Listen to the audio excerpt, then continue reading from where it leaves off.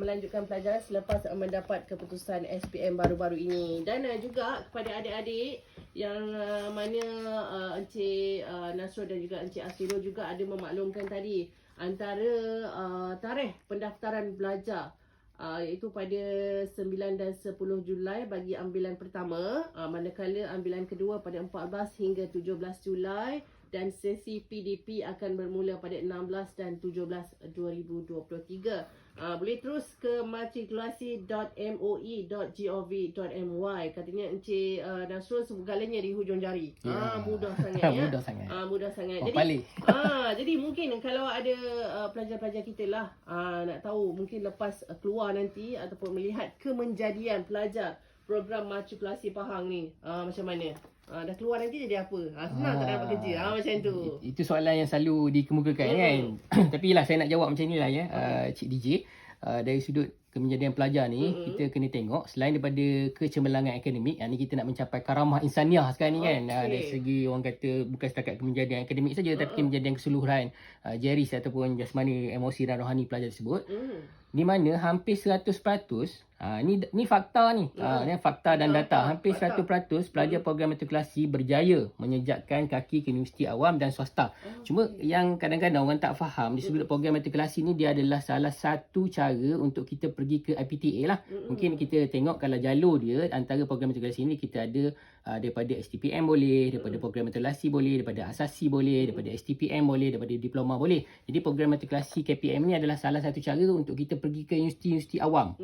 Jadi pengukuhan bakat pelajar ni tadi, kemejadian tadi, dikukuhkan lagi dengan subjek-subjek seperti subjek co-curriculum, subjek sains sosial yang lain seperti bahasa Inggeris pun ada, pendidikan Islam moral pun ada, kita ada subjek pengajian matrikulasi yang kita belajar tentang sistem dan struktur pentadbiran negara, kenegaraan dan sebagainya. So program matrikulasi ni dilihat bukan saja sebagai satu mata pelajaran, malah memainkan peranan penting dalam memupuk sasiah dan membentuk jati diri pelajar itu sendiri. Selain itu, melaksanakan pelaksanaan aktiviti co-curriculum juga dan subjek yang lain ni juga adalah untuk menyeimbangkan perkembangan rohani, jasmani, intelek dan emosi, juga mengukuhkan perhubungan dan pergaulan dalam kalangan pelajar, membina dan meningkatkan minat dan bakat, membina dan meningkatkan disiplin, mewujudkan budaya pembelajaran sihat dan juga membina dan meningkatkan kerjasama di kalangan pelajar itu sendiri. Saya suka tadi karamah insaniah. Ya, betul. Malaysia Madani. Okay. Jadi mengenai keistimewaan kepada lepasan pelajar program matrikulasi ni macam mana? Dia cakap tentang istimewa ni, ada beberapa perkara yang istimewa lah, seperti yang terkenal ni. Yang pertama lah, kalau saya tengok lah melalui pengalaman dan pengamalan, dia merupakan satu laluan yang pantas lah ke universiti. 1 tahun pengajian saja, lebih kurang 10 bulan, dia cepat lah, express lah. Dia juga mendapat pengiktirafan daripada universiti antarabangsa yang lain. Kita ramai hantar ke UK, ke New Zealand, ke Australia, ke Jepun dan sebagainya. Dan antara yang istimewa jugalah orang selalu tengok pada costing kan. Masa dah cakap tadi tentang kos, di mana yuran pengajian juga kita ditanggung sepenuhnya oleh kerajaan, dan kepada yang berkelayakan dia juga dapat allowance. Tapi benda ni kita tak boleh nak katakan maknanya akan dapat, tapi kita boleh mohon dan sebagainya. Kemudian kos sara hidup juga dia adalah rendah, mana penginapan adalah percuma sepanjang pengajian, mana nak dapat free api air semua dengan keselamatan dan sebagainya. Dia juga melakukan laluan kerjaya lah dalam bidang keperkhidmatan awam. Cuma ada 2 keistimewaan yang saya patut highlightkan, dan memang kami datang hari ni pun nak highlightkan, ialah program matrikulasi juga ada program khas dipanggil skim latihan tenaga pengajar. Program matrikulasi yang mana pelajar cemerlang, ni pelajar ni dah belajar dan cemerlang, lepasan matrikulasi ni akan dihantar ke luar negara dan kembali semula berkhidmat sebagai pensyarah di Kolej Matrikulasi seluruh Malaysia. Dah ada dah ni, memang dah ada dari kalangan pensyarah kami yang dihantar ke luar negara dan balik berbakti kepada program matrikulasi, ditanggung sepenuhnya oleh program matrikulasi oleh Kerajaan Malaysia di bawah Kementerian Pendidikan Malaysia lah. Selain itu, ini antara benda yang orang ambil berat juga lah. Lulusan program matrikulasi ni, dia akan menerima sijil matrikulasi. Saya ulang balik, sijil matrikulasi yang melayakkan mereka memohon berkhidmat dalam perkhidmatan awam. Maknanya JPA dah iktiraf kalau bermula kerja. Tapi sebenarnya kita tak menyediakan pelajar untuk bekerja, kita nak menyediakan pelajar untuk ke IPTA.